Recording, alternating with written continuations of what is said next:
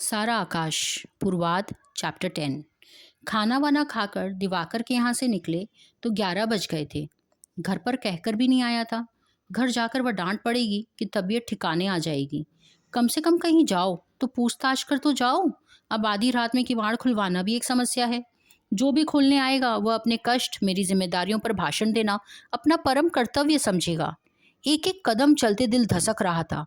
सड़क और गलियां सुनसान पड़े थे। मकानों के ऊंचे नीचे होने की वजह से सड़क पर चांदनी कटी फटी फैली थी। कोहरा मिलकर अजब धुंध सा छाया था। जाने क्यों मन में बड़ी बेचैनी छाई थी। भीतर कुछ कसक रहा था। हुआ यूं कि मुन्नी के कारण उस दिन सिनेमा तो नहीं जा पाए। 2 दिन बाद वह प्रोग्राम बना। रात को 10 बजे सिनेमा खत्म हुआ। बहुत अच्छा तो नहीं लगा, लेकिन नायक नायिका के प्यार के कुछ दृश्य सचमुच मन पर छाए रहे और कसक होती रही, काश ये मेरे जीवन में उतर पाते। बहुत दिन बाद सिनेमा देखा। लौटे तो पैदल घर की ओर चल पड़े। मैं और दिवाकर पास पास थे। किरण बहुत दूर हटकर चल रही थी। और भी अनजाने स्त्री पुरुष सिनेमा के किसी न किसी पक्ष के बारे में बात कर रहे थे। किरण मुझसे या मेरे सामने प्राय नहीं बोलती थी। सिनेमा आने के समय जो संकोच मन में था वह फिर नए सिरे से जाग उठा। मेरे कपड़े उन लोगों से काफ़ी नीचे स्तर के थे। मुड़ी तुड़ी ऊंची सी कमीज पैंट, भद्दे पुराने पुराने से सैंडल। विचित्र बात तो यह थी कि अपनी गांठदार चोटी पर मुझे इतनी झेप कभी नहीं आई जितनी उस समय आई। उसे तो मैंने बड़े ही बेमालूम ढंग से खोलकर शेष बालों में मिला लिया। हाथ फेर फेर कर देख लेता, कहीं वह अलग तो उठ तो नहीं गई है। मन में एक बार आया, मान लो इसे काट ही डालूं तो। फिर साथ ही धिक्कार उठा, छी, मेरे मन में भी क्या क्या बातें उठती आजकल। तभी पास आकर दिवाकर बोला, कहो जी महाराज, कैसे कट रहे हैं आजकल दिन? क्या कर रहे हो आजकल? मुझे भाई साहब की बात याद आ गई। सुबह ही तो बैठक में उन्होंने कहा था। क्यों, अब क्या इरादा है? इम्तिहान से तो छुट्टी मिल गई ना। मेरा इरादा क्या, जो भी आप कहें। मैं समझ गया, उनका मतलब कोई नौकरी कर लेने से है। अब कहीं कुछ कोशिश करो, अपने उस दोस्त से कहो। रिजल्ट तो निकल जाने दीजिए। अब कहीं अप्लाई करूं तो क्या लिखूं? रिजल्ट के तो 2-2.5 महीने हैं। तब तक क्या कुछ नहीं करोगे? यूं ही वक्त बर्बाद होगा। चिंता भरे स्वर में भाई साहब बोले, घर की हालत तो तुम देख ही रहे हो। मेरे 90-100 रुपए में हींग भी नहीं लगती। कुछ ना कुछ तो करना ही होगा समर। अमर कुंवर को अगर हम दोनों अच्छी तरह पढ़ा लें तो उन्हें भी अच्छी सर्विस मिल जाएगी। हाँ हाँ, कुछ तो देखूंगा, मैंने टालने को कहा। अपने उस दोस्त से कहो ना कहीं तलाशी कर देगा। उसके तो 20 जान पहचान वाले हैं। उन्होंने फिर दिवाकर की ओर इशारा किया। पूछूंगा। असल में भीतर से आती हुई बाबूजी की चीखने की ऊंची ऊंची आवाज़ों से मेरा ध्यान उधर चला गया। विषय बदलने के लिए मैंने कहा, बाबूजी क्यों नाराज़ हो रहे हैं भीतर? हालांकि बात मेरे लिए महत्व की नहीं थी। किसी न किसी तरह नाराज़ हो रहे होंगे। जो जिसका काम है वह कर रहा है, इसमें इतनी फिक्र की क्या बात है? पर बात तो मुझे टालनी थी। आओ देखें किस पर नाराज होकर चिल्ला रहे हैं शायद। भाई साहब और हम भीतर आए। उन्होंने फिर याद दिलाया, पर पूछना जरूर, हाँ, जिक्र तो कर ही देना। अब दिवाकर के पूछने से मुझे भाई साहब की बात याद आ गई। मैंने कहा, कुछ नहीं, तुम बताओ क्या करें? अरे मियाँ, वरना क्या है, चोटी फटकारो, मस्त रहो। आराम बड़ी चीज़ है, मुंह ढक के सोइए। लापरवाही से कहकर उसे सहसा कुछ याद आ गया।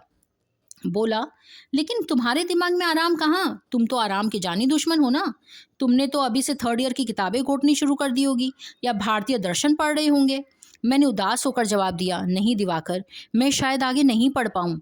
नहीं पढ़ पाऊँ क्या मतलब? फिर हंस पड़ा। सुना किरण जी, हमारे समर साहब सिनेमा का डायलॉग बोल रहे हैं। किरण मुस्कुराई। अभी तक केवल तटस्थी चल रही थी। हाँ, मैनमना हो आया। खैर, अभी तो बहुत दिन है। अच्छा, अपनी बताओ, तुम क्या कर रहे हो आजकल? हम? अरे हमें क्या करने को रखा है, बस किरण जी है और हम हैं। बीच में नाराज हो गई थी कि पढ़ाई के लिए सब कुछ है। अरे जैसे हम तो कुछ है ही नहीं। सो अब हमने अपने आप को इन पर छोड़ दिया। और वह जोर जोर से हंस पड़ा। किंतु यह देखकर कि मजाक कुछ अधिक चुटीला हो गया, वह अपने बीच की बातें यूँ बता देने में किरण की भवें सिकुड़ उठी और एकदम से बोला, सो अब इन्हें माता जी से निपटना है, क्यों किरण जी? माता जी तो खूब नाराज मिलेंगी। तब तो गुस्से में कह दिया कि जाओ सिनेमा। अब जो आंखों में धुआं लगा होगा और वो जो गालियां दी होंगी सुनकर तबीयत ठिकाने लग जाए। किरण ने इस उपेक्षा से कहा, कहीं कहाँ तक दिन रात मरे? 6 महीने में एक बार सिनेमा आए हैं। अगर तभी भी गालियां दे तो हम क्या करें? उनके सामने कहना यह बात? दिवाकर ने चिढ़ाया। मुझे बहुत बुरी लगी यह बात। कैसा दिवाकर है जो अपनी माँ के बारे में बहू से यूं सुन रहा है, और यह किरण, माँ जैसी सास की ऐसी अवज्ञा, और वो भी मेरे सामने। प्रभा कहती तो सारी प्रण प्रतिज्ञाएं भूलकर उसकी इतनी सी बात पर खींच कर तमाचा मारते। सोचने के साथ वह तमाचे वाला दृश्य फिर कौंध गया। किरण की असभ्यता कतई अच्छी नहीं लगी। सुना भाई समर, अचानक मुझसे दिवाकर बोला, ये कई बार मुझसे कह चुकी है कि तुम अपनी वाइफ को हमारे यहाँ क्यों नहीं लाते। अच्छा किरण जी, एक दिन इनकी दावत रखो, तब लाएंगे ये भाभी जी को। मैं धर्म संकट में पड़ गया। किरण मेरी ओर उत्सुकता से देख रही थी और मैं दिवाकर की बात का क्या जवाब देता। जल्दी कुछ हकलाकर बोला, वह तो अपने घर है, इस बार आएगी तो मिलाऊंगा। बात खत्म हो गई, लेकिन हृदय का जो भाग मेरे अनजाने ही बर्फ की ठंडी सतहों के नीचे गर्म रह गया था, वहां से एक ठंडी सांस उठी। काश मैं भी अपनी पत्नी को इस तरह सिनेमा ला पाता। और मुझे याद आया, सिनेमा में दोनों कैसे पास पास सिर टिकाए आपस में पिक्चर की सारी बातें कर रहे थे। साथ ही सिनेमा के कई दृश्य भी मेरे भीतर फुहरी पैदा करते गए। फिर इस तरह पत्नी शब्द के अर्थ में किसी भी तरह से प्रभा आती है, या इस प्रकार उठने वाली आकांक्षाओं से कहीं उसका भी निवास है, या मैं मानने को तैयार नहीं था। प्रभा का तो निश्चय ही मैं इस क्षेत्र को बाहरी का प्राणी समझता हूँ। मानो जो भी मेरी पत्नी होगी वह कहीं किसी दूसरे के वश में है, वह प्रभा है ही नहीं। दिवाकर की जिद के कारण खाना वहीं खाया, लौटा तो मेरे साथ फिर वही पुराने 5 घंटे वाला समर। जिस घुटन को और रूप को मैं छोड़कर भाग गया वह ताज़ा हो गई।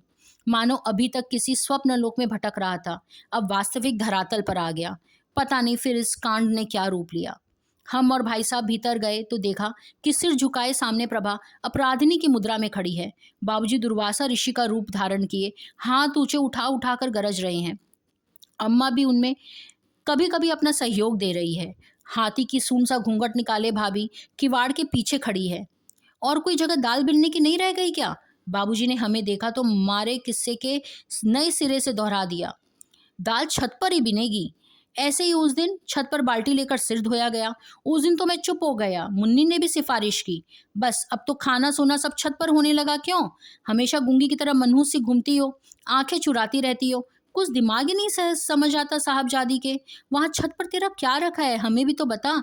मैं आज साफ साफ कह देती हूँ, मुझे ये बातें पसंद नहीं। कान खोलकर सुन लो, जाड़े के दिन है, 20 आदमी छत पर धूप सेकने के बहाने आते हैं, ताक झांक करने आते हैं। बहू के कायदे से रहो, सबसे बचकर। अकेले अगर छत पर नहीं बैठी रहे तो पड़ोसिनों से नैना मटक्का कैसे करेगी?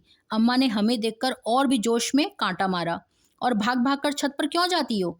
प्रभा जब से सिर झुकाए बिना कुछ बोले सुन रही थी। इस बात से एकदम झटक कर उसका सिर उठ गया। उसने एक बार तीखी निगाह से अम्मा की ओर देखा, फिर धीरे से सिर झुका लिया। शायद आंखों में 2 आंसू भी गिरे। हाँ ठीक ही तो है, पांडे जी की लड़की इस तरह भाग ना जाए किसी के साथ। खूब नाराज होने के बाद सिर झुकाकर बाबूजी सोचते से बैठक में जाते जाते बोले, कौन पांडे जी? अम्मा ने चौंक कर पूछा। यही अपने मोहल्ले के। कौन सी लड़की भाग गई उनकी, बड़ी वाली? कर भी तो कैसी हथनी सी रखी थी। उन्होंने फिर अपने दोनों हाथ पर हाथ मारे माथे पर। हाय राम, क्या जमाना आ गया। धर्म करम तो उठ ही गया। बाबूजी के जाते उन्होंने भैया से पूछा, क्यों रे धीरज, किसके साथ भाग गई? अरे और किसके साथ भागी होगी? वही होगा मास्टर जो पढ़ाने आता था। भाई साहब बोले, अब बाहर जाकर पता लगाऊंगा। हाय कैसा पाप आ गया है। देखते देखते सब कर लेते हैं, किसी को कानों कान पता ही नहीं चलने देते। कहाँ जाएगी ये धरती प्रभो? अम्मा ने मुख पर अत्यंत कातर भाव लाकर कहा। भाई साहब भी मुड़कर बाहर की ओर चलने लगे। घूंघट उठाते हुए भाभी बाहर आई और अम्मा के पास आकर बोली, ये पढ़ी लिखी लड़कियां जो ना करे सो थोड़ा है अम्मा जी। अचानक अम्मा को मूल विषय याद आ गया। बोली, अरे हमारी तरफ से तो दुनिया भाड़ में जाए, लेकिन ये भाग भाग कर ऊपर क्यों जाती है? इसका कौन बैठा है वहां? फिर मेरी तरफ देखा। खबरदार जो आज से ऊपर पैर रखा, मुझसे बुरा कोई ना होगा। भाभी ने भी अपनी बच्ची अम्मा की गोद में देते हुए कहा, लो अम्मा जी, तुम क्यों खून जलाओ? मैं भी मुड़कर चल दिया कि पीछे से अम्मा की वाणी सुनाई दी, खून नहीं जलाओ तो क्या करूं? इन्हीं लखनों के मारे तो कसम देखता भी नहीं है। और बहू रानी को चढ़ी है जवानी। लड़का बेचारा सुख सुख कर लकड़ी हुआ जा रहा है। कुछ तो उसका रोग ही नहीं समझ में आता। अच्छी आफत गले पड़ी है। मरती भी तो नहीं कि पाप कटे। गरम दूध, मरा ना निगला ना उगलने का। जिंदगी खराब हुई जा रही है लड़के की। मरे तो मैं कल ही दूसरी शादी करा दूं। और अम्मा का स्वर गीला हो गया। मैं बाहर चौक में आकर सीढ़ियाँ चढ़ता हुआ कोठरी की तरफ जाने लगा। वहाँ तो एक न एक झगड़े रोज ही लगे रहते हैं। कहाँ कहाँ तक ध्यान दिया जाए? लेकिन जब भी चलते समय मुन्नी ने कहा था, वह अभी भी गूंज रहा था। शब्दों का अर्थ समझ में नहीं आया, लेकिन बेचैनी महसूस हुई और फिर सिनेमा में चला गया। डरते डरते एक बार किवाड़ खटखटाने के बाद यही बेचैनी मेरे अंदर आ रही थी। इसी से छूटने के लिए तो मैं निकलकर दिवाकर के यहाँ चला गया। अब तक भूले रहा, अब सारा दृश्य आंखों के आगे साकार हो गया। खैरियत यह हुई कि किवाड़ खोलने वाला अमर था, वरना तो वह डांट के लिए मैं तैयार था। उसने कहा, भैया तुम कहाँ चले गए थे? सारे घर वाले नाराज थे, सभी को फिक्र हो रही थी कि पता नहीं कहाँ चले गए। मैंने धीरे से पूछा, अब तो सो गए ना? उसने हाँ कहा और मैं चुपचाप सीढ़ियाँ चढ़कर अपनी कोठरी में गया। डर रहा था कि खाना ढका रखा होगा। देखा, खाना नहीं था। संतोष की सांस ली, कपड़े उतारने लगा। मार्च का महीना समाप्ति पर था, ठंड बहुत कम हो गई थी। हम लोग किवाड़ खोलकर बाहर ही सोते थे। समय 11:30 या पौने 12 का रहा होगा। बाहर एकादशी की चांदनी भरपूर खिली थी। कोहरे के मेल से धुंधली और अधिक गाढ़ी हो गई थी। मुझे प्यास लगी। चारों तरफ देखा, पानी नहीं था। आज ये क्या बात हुई? न खाना न पानी। प्रभाग तो अपना काम कभी भूलती नहीं। हो सकता है याद न रहा हो। एक बार इच्छा हुई टालो, लेकिन फिर आवश्यकता ने मांग की। ऊपर पानी छत के दूसरे सिरे पर दीवार से निकले हुए पत्थर की आड़ में रहता था। वहां तक जाने में आलस से आ रहा था। उठकर बाहर आया। ओस काफी पड़ रही थी। पानी की ओर जाते हुए अचानक मैं बुरी तरह चौंक गया। सामने दीवार से लगा कोई बैठा था, सफेद सफेद। दिल धक से रह गया। हे भगवान, कौन है यह? भूत प्रेत से लेकर चोर डाकू सबकी कल्पना दिमाग में घूम गई। हिम्मत बटोकर गौर से देखा। 2 कदम आगे बढ़ा। प्रभा थी। जहां उसे पहचान लेने का संतोष हुआ, वहीं अथाह आश्चर्य। यह रात के 12 बजे इस भयंकर ओस और अकेले में बैठी क्या कर रही है? जब यह विश्वास हो गया कि प्रभा है, तो मैं स्थिर पगों से आगे बढ़ता हुआ पानी की तरफ गया। रास्ते भर यह सवाल दिमाग में टकराता रहा, आखिर यह यहाँ क्यों बैठी है इस समय? क्षण भर को सोचा, शायद यहाँ बैठे बैठे सो तो नहीं गई। लेकिन जब पास से गया तो उसकी सिसकियां सुनाई दी। पानी पीकर उसे ध्यान से देखता हुआ चुपचाप लौट तो आया, लेकिन बिस्तर पर लेटे लेटे करवटें बदलता रहा। रह रहकर कोई पूछता, आखिर रात के 12 बजे यूं अकेली में बैठी या क्यों रो रही है? रोने की कोई और जगह नहीं मिली? अरे, लेटे लेटे ही रो लेती बाहर, और वो भी आधी रात में। मगर आश्चर्य यह है कि बड़ी बड़ी बातें हुई घर में। ना तो किसी ने बताया कि वह रोई थी, और ना मैंने ही रोते देखा। हमेशा चुप मनहूस सा देखा। मगर आज क्या हो गया? लेकिन मुझे इस सब में सिर खपाने की क्या जरूरत है? जैसे यह विचार दिमाग में आया कि भीतर की गहराई से कोई धिक्कार उठा। छी, निष्ठा भी कोई सीमा होती है। और फिर न जाने क्या क्या उल्टी सीधी बातें दिमाग में आई। सिनेमा में बारूद से पहाड़ उड़ाने का दृश्य देखा। वह मन में अब अनजाने में एकदम सफेद होकर उभर आया। साफ सामने दिखाई दिया। ऐसा लगा जैसे भीतर कहीं बम गिर गया। आसपास के सारे मकान ढह गए। घायल, भीत, घबराए स्त्री पुरुष चीख चीख कर भीषण कोलाहल मचाते इधर उधर भाग रहे थे। और यह शोर इतना घना और ऊंचा था कि किसी की बात सुनाई नहीं दे रही थी। सिर्फ सुनाई दे रहा था केवल एक कोलाहल, वह संवेद कोलाहल, एक अंध कोलाहल जो फटने वाले बम की तरह दिमाग में चक्कर खाए जा रहा है। बड़ी देर से कोलाहल में एक दो आवाजें मुझे लगा जैसे साफ सुन रहा हूँ, जैसे किसी शहतीर के नीचे दबी मुन्नी चिल्ला रही है, भैया भाभी से बोलो। दूसरी आवाज अपनी थी, जो किसी घुटी जगह से आ रही थी। नहीं नहीं, वह तो अपने घर में है, अब आएगी तो मिलाऊंगा। और इस कोलाहल के पार कहीं ऊंचाई पर लटके भारी गुरु गंभीर घंटे की तरह यह आवाज मन में लगातार बिना रुके गूंज रही थी। बाहर ओस में रात के 12 बजे एकांत में बैठा कोई रो रहा है। हर बार लगता जैसे ये आवाज़ बम फूटने पर धूल के फव्वारे की तरह उछल रही है, प्रश्नात्मक चिन्ह के रूप में बदल रही है। लेकिन इस धमाके में सारे मस्तिष्क के ज्ञान तंतुओं पर एक भारी घन सा पड़ता है और रग रग झन्ना उठती है। इस सब को भूल कर एकाध बार मैंने सो जाने का प्रयत्न किया, लेकिन लगा जैसे मेरी छाती पर भारी मकड़े की तरह कोई अपने पंजे गड़ाए बैठा है, और जब तक मैं हटाकर दूर नहीं फेंक दूं, सो नहीं सकता, हरगिज नहीं सो सकता। मैं न जाने कब तक इस द्वंद्व और उद्वेलन की तूफानी लहरों पर झूलता रहा, कभी तंद्रिल अवस्था में, कभी खूब सचेत जागते हुए। और जब नहीं रहा गया तो मैं धीरे से उठा। उठने के साथ ही मेरा आत्मसम्मान भूत की तरह मेरे सामने रास्ता रोकर खड़ा हो गया। एक बार ठिठका, लेकिन मंत्रबद्ध की तरह उसे अपने रास्ते से क्रूरतापूर्वक एक तरफ हटाया, बाहर निकल आया। बड़ी झिझक लग रही थी, सीधे उसके पास जाने की हिम्मत नहीं हो रही थी। फिर सीधा पानी की तरफ गया। चांदनी अभी भी वैसी ही चटकीली थी, ओस वैसी ही पड़ रही थी, प्रभा अभी भी वैसी ही बैठी रो रही थी। धड़कते हृदय को जैसे जोर से किसी ने भींच दिया। घंटा भर तो हो गया, लेकिन अभी भी रो रही है। बिना प्यास के थोड़ा सा पानी पिया, धीरे धीरे लौटा। प्रभा के सामने आकर थोड़ी देर खड़ा रहा। आशा कर रहा था कि वह चौंकेगी, मुझे देखकर संभलेगी, लेकिन वहां जैसे कोई खड़ा ही नहीं था। वह बेखबर बनी रोई रही, बैठी रही, चुप, न हिली न डुली। अब मेरी समझ में नहीं आया मैं क्या करूं। खांस कर अपने आने की सूचना दूं? और जब कुछ नहीं सूझा तो मैं धीरे धीरे लौट आया। इन कदमों ने तो उठने से मना ही कर दिया। मानो घुटने घुटनों दलदल में पांव फंस गए। बड़ी कठिनाई से एक एक पांव निकाल कर मैं चल रहा था, और जैसे कोई पीछे खींचता आ रहा था। आखिर मैं मुड़ा, अब बिल्कुल उसके सामने खड़ा था। वह यूं बैठी रही जैसे किसी ने पत्थर बना दिया उसे। थोड़ी देर यूं ही देखता रहा, फिर बड़ी मुश्किल से फंसे गले से फटी सी आवाज आई, आधी रात को यहाँ बैठकर क्या कर रही हो? उसने सिर उठाकर ऊपर मेरी तरफ देखा, मानो जिंदगी में पहली बार देखा मुझे। फिर एकदम धोती के आंचल में मुंह छिपा लिया।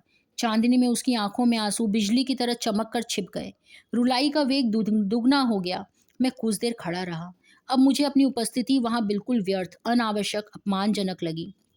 फिर कड़वे मगर इस बार सधे स्वर में कहा, सुबह रो लीजिएगा ना, उसमें तबीयत खराब हो जाएगी।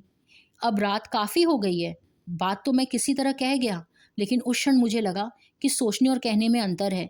इतनी सी बात कहने में जाने क्यों मेरा गला भरा आया। भीतर कुछ पिघलने लगा। छाती में गोला सा आकर अटक गया। मैं घूंट भरा। आपको क्या है? आप जाकर सोइए ना। इस बार पल्ला हटाकर उसने सिर उठाया, तड़प कर कहा, 1 साल में कभी आपको चिंता नहीं हुई मर रही हूं कि जिंदा हूं? और ऐसी क्या खास जरूरत आ पड़ी आज? आप जाकर सोइए ना। उसने सीधी मेरी आंखों में देखकर कहा। आंखों में आंसू खौल रहे थे। वह निगाह जैसे मेरे अणु अणु को भेदती गई, जैसे मेरी शक्ति सारे सागर को उस तीखी अगस्ती निगाह ने एक बारगी पी लिया। ऊपर से नीचे तक मेरे शरीर की शक्ति मानो किसी ने मंत्र से जोर से खींचकर बाहर निकाल ली। निशक्त और टूटा हुआ मैं वर्षों से बीमार की तरह धम से उसके सामने धरती पर बैठ गया। अपने कांपते और बेजान हाथों को निहायत डरते डरते उसके कंधे पर रखकर भर्राए और खंडित स्वर में कहा, प्रभा, तुम मुझसे नाराज हो? साथ ही मुझे आश्चर्य हो रहा था कि ये कौन है जो मेरे भीतर से बोल रहा है। इससे पहले कि मैं कुछ कहूँ, उसने एकदम दोनों हाथ बढ़ाकर मेरे कंधे पकड़ लिए। सारी ताकत से ना जाने किसी उन्मत्त आवेश में झकझोरती हुई बोली, मुझे बताओ, मैंने तुम्हारा क्या बिगाड़ा है? क्या कसूर किया है तुम्हारा? मैं तुम्हारे लायक नहीं हूँ, मैं तुम्हें पसंद नहीं हूँ, तो अपने हाथों से मेरा गला घोट दो। मैं चू भी नहीं करूँगी। तुम शौक से दूसरी शादी कर लेना, लेकिन मुझे मुझे बताओ तो सही। और दुर्विनार रुलाई के साथ वह रो पड़ी। शरीर का रोआ रोआ मानो पिघल कर फूट पड़ना चाहता था। अपने को भूलकर वह मेरे कंधे पर झूल गई, मुझसे लिपट गई। रुलाई जैसे उसके मुंह से निकल नहीं रही थी, और कोड़ा पड़ने पर भी पीड़ा की तड़पती मरोड़ की तरह उसका सारा शरीर सिसकियों के झटकों से पत्तों की तरह थर्रा रहा था। हिचकी उठती और वह ऊपर से नीचे तक ऐंठन से थरथरा जाती। मुझे खुद भी होश नहीं था मैं कब उससे प्रबल वेग से रोने लगा। इतने दिनों का दबा लावा अब फूटे ज्वालामुखी की तरफ फूट फूट कर आ गया। वो निस्पंद संवेदनाहीन पत्थर के नीचे मानो कोई ग्लेशियर उछल रहा था, और बर्फ जैसे जम पड़ जाने से हृदय की एक एक चट्टान गल गल कर आंसुओं के फव्वारों के रूप में निकल रही थी। एक दूसरे से मानो लिपट कर हम दोनों रो रहे थे, बेहोश बेसुध। अब इस बात का ध्यान आता कि एक निरीह बेकसूर किसी तरह किसी की लाड़ प्यार से पाली गई इकलौती लड़की को लाकर मैंने क्या क्या अत्याचार नहीं किए, कौन कौन से कहर उस पर नहीं तोड़े, उसे कितनी कितनी यातनाएं दी। और उसका यहाँ था कि कौन जिनसे वह अपना दुखड़ा रोती, जो हजारों बरछे जैसे एक साथ छाती में आ लगते। रुलाई दुगनी चौगनी होकर उमड़ने लगती। उस बेचारी के पास धीरे धीरे घुलने के सिवा चारा ही क्या था। उस क्षण तो ऐसा लगा जैसे आंसू, सिसकी, तड़प, किसी में भी ऐसी शक्ति नहीं है कि हृदय के उस पश्चाताप को और मन की बेचैनी को, छटपटाहट और मर्मातक पीड़ा को बाहर निकाल कर ला सके। बस एक जोश उठा, खूब गला फाड़ फाड़ कर पागलों की तरह दोनों हाथ ऊपर उठाए सारे शहर की सड़कों पर भागता फिरूं, और तब तक भागता रहूं जब तक मैं बेहोश होकर ना गिर जाऊं। शायद तभी कुछ जी हल्का होगा। तभी एक पल को मैंने महसूस करने की कोशिश की कि उसके भी जान है, उसे भी हर चीज का दुख या सुख होता है, उसकी भी कुछ अभिलाषाएं आकांक्षाएं हैं। कभी नहीं, कभी नहीं, कभी एक बार भी मेरे मन में नहीं आया कि आखिर यहाँ किसके आधार पर, किसके बूते पर नौकरों की तरह दिन रात काम कर रही है। वह हमारी खरीदी हुई गुलाम तो नहीं है। उस दिन जिस हाथ से मैंने उसके गाल पर चांटा मारा, उसी को आवेश में अपनी कांपकपाती उंगलियों से सहलाते हुए मुझे लगा जैसे आज भी वहाँ पांचों उंगलियां उभरी है, और आज भी वह जगह धधक रही है। सचमुच उस बेहोश पागलपन पे मैंने चांदनी की ओर उसकी कनपटी घुमाकर देखने की कोशिश की कि क्या सचमुच वहाँ उंगलियों के निशान हैं। मन होता है कि अभी छज्जे से कूदकर आत्महत्या कर लूं, अपने किए पर प्रायश्चित करूं। किसी भी रूप में नहीं कर पाऊंगा। ऐसा क्या कुछ भी नहीं है जो पिछले किए हुए को पहुंच दे। लेकिन अपनी दोनों बाहों से उसने मेरी गर्दन जकड़ रखी थी, मेरी दोनों भुजाएं उसे बांधी थी। न जाने कब तक हम दोनों रोते रहे। मुंह से बात निकलने की फुर्सत ही नहीं थी। जरा देर रुक जाते, फिर नए आवेश से रोने लगते। मुझे ऐसा लगा जैसे काफ़ी समय हो गया, होश ही नहीं था। जब मैंने अचेत प्रिय शरीर को अपनी बाहों में भरकर कोठरी में लाया तो ऐसा लगा मानो किसी जलते मकान के बीच से, कड़ियों और दीवारों के ढेर से नीचे से निकलकर उसे ला रहा हूँ। और जगह जगह से मेरा शरीर झुलस गया, कपड़े जल गए, चांदनी छिप गई, आसमान सांवला हो गया। सारी रात हम एक पल को भी ना सो सके, एक शब्द भी ना बोल सके, एक क्षण दूसरे को भी नहीं देख पाए। मानो पूरे साल का गुबार आज निकल जाना चाहता था। दूसरा जरा सा अलग होकर देखते, फिर दुगने वेग से चिपक जाते। कांव कांव कहीं कौवे बोलने लगे। सुबह किसी के जागने से पहले ही वह उठकर बाहर चली गई। जाते हुए दूसरी ओर मुंह करके सिर्फ इतना कहा, हमें एक पोस्टकार्ड दे दीजिए। मैं बहुत दिनों से माँ को लिखना चाह रही थी, पैसे नहीं थे। और धोती के पल्ले से आंखें पहुंचती वह चली गई। उस समय फिर मेरी इच्छा हुई कि दीवार से अपना सिर दे मारूं। हाय, रोशनी में हम एक दूसरे को मुंह कैसे देखेंगे। बाहर किरणों की धारियां आड़ी तिरछी बुनाई की तरह छा गई थी।